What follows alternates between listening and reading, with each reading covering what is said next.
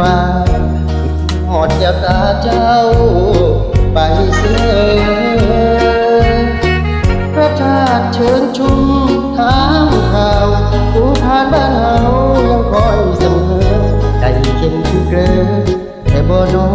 งสาวคนเลยจากฟ้าเมื่อน้ำตาไหลในใจของอายเป็นห่วงคนไกลบ่มีข่าวคราวน้ำลางมองหาผู้ปลาชวนกันพาลอยลงลำเปล่าดังใจผู้สาวคิดไปว่างอายบ่แม่นหาแดงน้องมีมนต์แต่งไปอ้อนไปเบาให้คนลืมข่าวคือฮอดความละยามผู้เขียวดังนอนไปหลงขมอนของคนดังยานเขาเด็ดนาไปใส่ตรงยามหางามยามแห้งข้างทุ่งหนองหานเป็นสีโศกโศกสมใจกับน้องไปบอกคนงามเจ้าสีนวลของอายขันบนไล่หักและถ้อยคำอยากให้กลับลำคืนทุ่งหนองหาน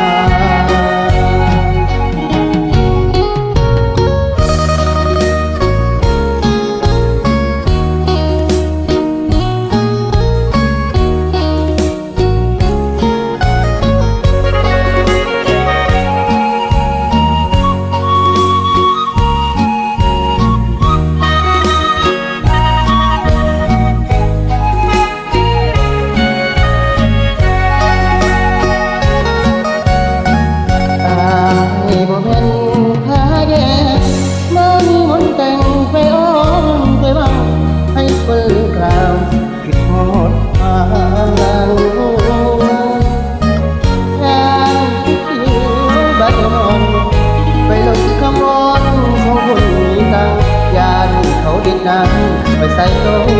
ยำฟ้างามยามแห้งข้างทุ่งหนองหานเป็นสีโศกโศกส่งใจกับน้องไปบอกคนงาม